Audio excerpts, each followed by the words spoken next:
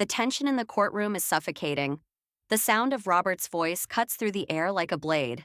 She gets nothing. The words hang in the room, dripping with cold arrogance. My heart skips a beat, but my face remains calm. My eyes never leave his.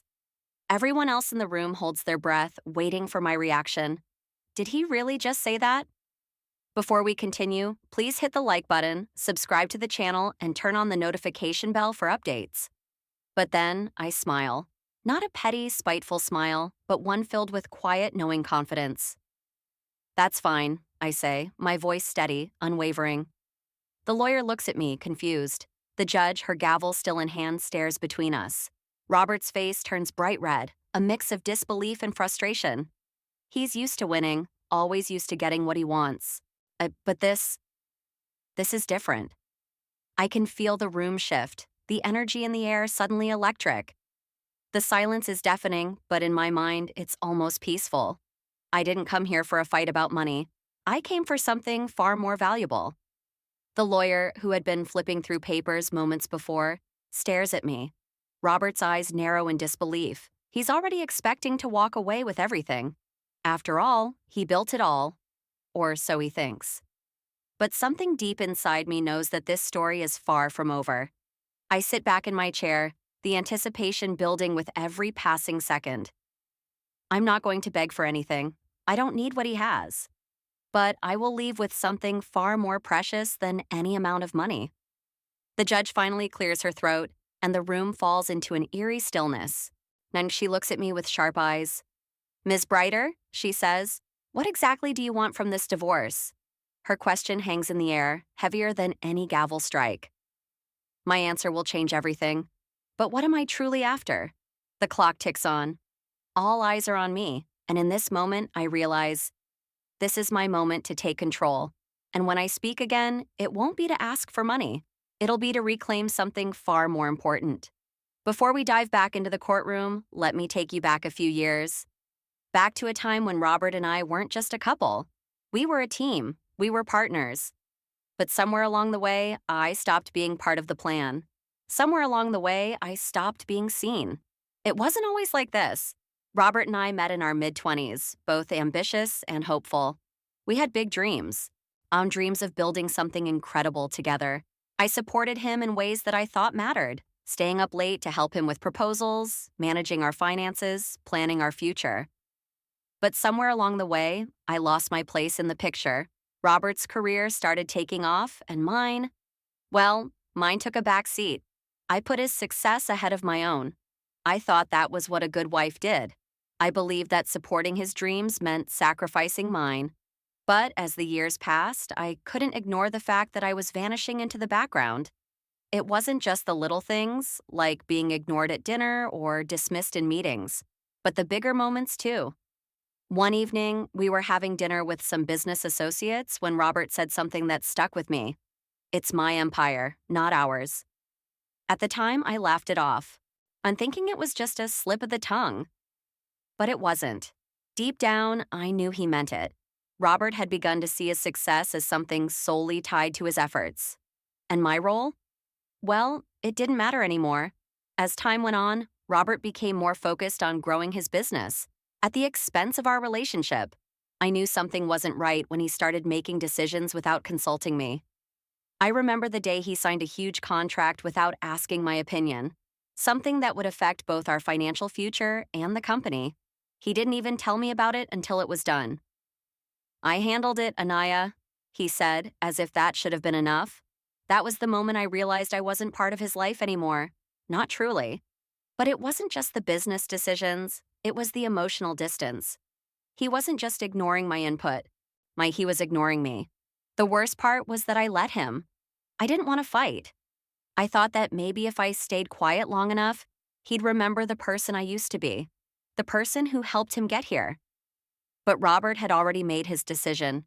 He no longer saw me as an equal. I was a shadow in his world.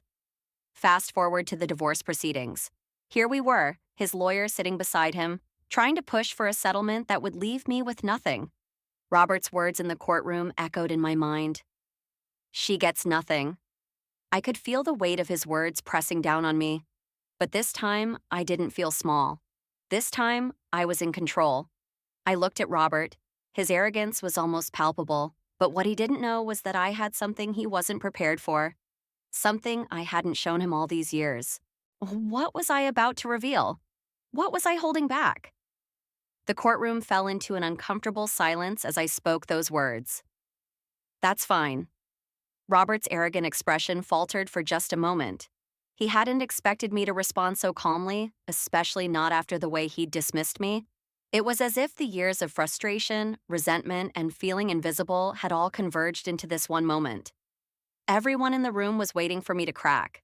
I could see the skepticism in their eyes. Was I really okay with walking away from everything? The money, the businesses, the life we'd built together? But what they didn't understand was that I wasn't walking away from nothing. I was walking toward my own future. Robert's face reddened as the tension built. His lawyer, clearly flustered, turned toward me. Ms. Brighter, I'm sure we can come to an agreement here. But if you're not going to fight for what's rightfully yours, then... I interrupted, my voice calm but firm. I'm not here to fight over money. You're right about one thing. Robert built it all. He built it. I don't need anything from him because everything I've done, every sacrifice I've made, was for someone else's dream. I'm done with that. The lawyer blinked, confused. Robert looked like he'd just been slapped. He tried to gather himself, but the shock in his eyes was unmistakable. He didn't know how to react to this version of me, calm, collected, and unshaken. This wasn't the wife who had been dependent on him for years. This was a woman who had taken control of her own narrative. Robert shifted uneasily in his seat. So you're just going to walk away with nothing? He scoffed. Me, after everything I've done, everything I built? I raised an eyebrow. I didn't ask for anything. You're the one who's so eager to give me nothing. The room grew colder, and I could feel all eyes on me, wondering what I was going to do next. I wasn't going to beg. I wasn't going to let Robert dictate my worth any longer. Unexpected action. Just then, I stood up. The movement was deliberate, commanding attention. I walked to the front of the courtroom, looking directly at the judge. I'm not here to fight for what's already mine, I said, my voice steady. I'm here because I want something far more valuable. The judge, who had been silent this whole time, tilted her head. What is it that you want, Ms. Brighter? She asked, her tone curious but laced with authority. And in that moment, I knew exactly what I was going to say, but it wasn't going to be what anyone expected. The courtroom was still, hanging on my every word. Robert's arrogance was slowly giving way to uncertainty. The lawyer exchanged nervous glances with him. Even the judge seemed intrigued. What exactly did I want? I took a deep breath and said, I want to leave this marriage with nothing, except what I came with. The reaction was immediate. Robert's face twisted in disbelief. The lawyer looked at me as though I'd just revealed a hidden agenda. What had I meant by that?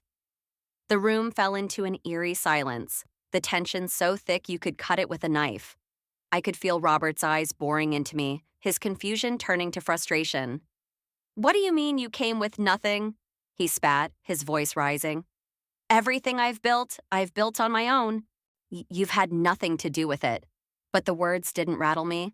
If anything, they solidified my resolve. He truly had no idea what I was about to reveal. The courtroom, still hanging on my every word, waited for an explanation. But I wasn't about to give it all away just yet, not before making sure the scales were balanced. I glanced at the judge, who was now leaning forward in her chair, intrigued by what I was about to say. Robert thinks I've been passive, that I've been nothing more than a bystander in the life he's built. But he's wrong. What he doesn't know is that I've been quietly building my own foundation. And everything he claims to have built on his own, I had a hand in, whether he ever acknowledged it or not. I could feel the eyes of the courtroom on me, but my focus was solely on Robert. He didn't know what was coming. I pulled out a set of documents from my briefcase and handed them to the judge. The papers contained investment records, financial statements, and business contracts I had personally contributed to over the years. These weren't just legal documents. They were proof.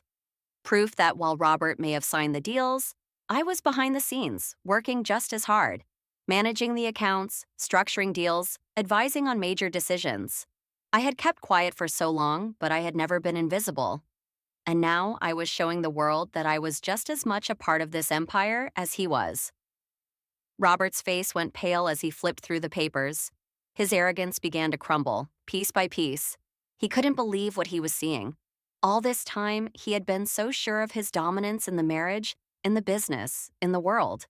But now, when all his assumptions were shattering before him, "You?" Robert stammered.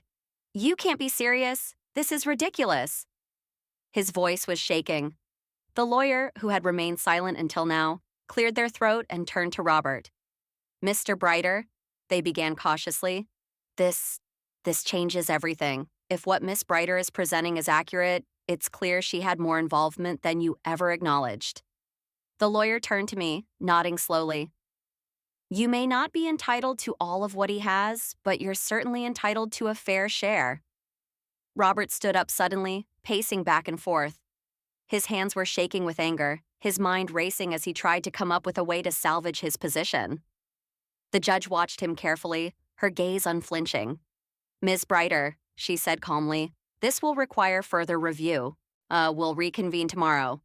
But from what I'm hearing, this case is far from over." Robert's head jerked up, his face a mix of rage and disbelief. Was this really happening? Could he lose everything? The tension was palpable as the gavel slammed down. And as I walked out of the courtroom, my heart racing but my face calm, I couldn't help but smile to myself. The game had changed. The next day in court, the atmosphere had shifted. The judge, having reviewed all the evidence, made it clear that Robert's attempt to dismiss my contributions had been far from accurate. Robert's entire case was based on the assumption that he was the sole architect of the life we had built. But in reality, I had been there every step of the way, helping him, managing his business, and pushing him to reach greater heights. And the judge's decision was delivered with precision. "Ms. Brighter," she said, "you have proven that you played a significant role in the development of the businesses and assets in question. While it is clear that both parties contributed to the creation of these assets, you are entitled to a fair share of the marital estate." It wasn't everything. Robert would still walk away with a significant portion of the wealth, but I would not leave empty-handed.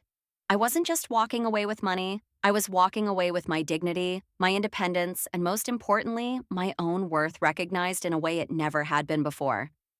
As I stood there in the courtroom, I could feel the weight of the past few years lifting off my shoulders. For so long, I had felt invisible, like a shadow behind Robert's success. But now, standing in that courtroom, when I had taken back my power, I didn't need to fight for material things. What mattered was that I was no longer defined by Robert's narrative. For the first time in years, I felt free. It was a sense of relief, yes, but also validation. I hadn't been the woman Robert thought I was. I wasn't just his wife. I was someone who had built my own life, even if it was behind the scenes. And when I walked out of that courtroom, I wasn't just walking away with assets or a settlement. I was walking away with the understanding that I was worthy of more than just a secondhand life. I had reclaimed my place in the world. For Robert, the consequences of his actions were now in full view. The public perception of him shifted. His friends, colleagues, and business partners who once admired him for his success, now saw him for what he was. Someone who had taken credit for the hard work of others. Someone who had dismissed his partner in favor of his own ego. The legal consequences were just as severe. The businesses that had once been entirely under his control were now subject to division. Robert had to share not only the physical assets, but also the credit for their success. His empire, his carefully constructed facade of being the sole architect of his wealth, had crumbled. For me, the legal and social consequences were more personal. I was finally free of the emotional shackles Robert had bound me with. There was no more pretending, no more quiet acceptance of being seen as less than I was. I had shown the world who I truly was, and I had won, on my own terms. The final gavel fell, and I stood in the courthouse lobby. On a sense of peace washing over me, I had no idea what the future would hold, but I knew this. It was mine to shape. Robert may have built his empire, but I had built my own foundation, one of self-respect, independence, and the courage to stand up for myself when it mattered most. As I left the courthouse that day, I wasn't looking back. My future was waiting, and for the first time in a long time, it was entirely in my hands.